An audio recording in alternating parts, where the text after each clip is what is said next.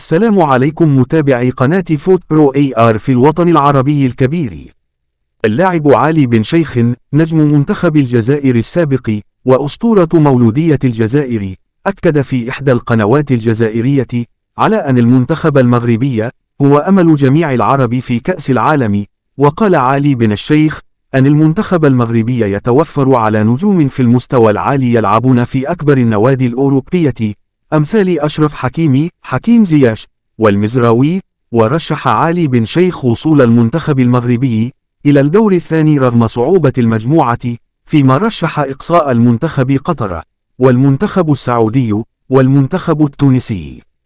وعلى المستوى الإفريقي توقع علي بن شيخ وصول المنتخب السنغالي لدور الربع وإقصاء كل من الكاميرون وغانا. وتوقع علي بن شيخ وصول المنتخب البرازيلي والمنتخب الأرجنتيني إلى المباراة النهائية.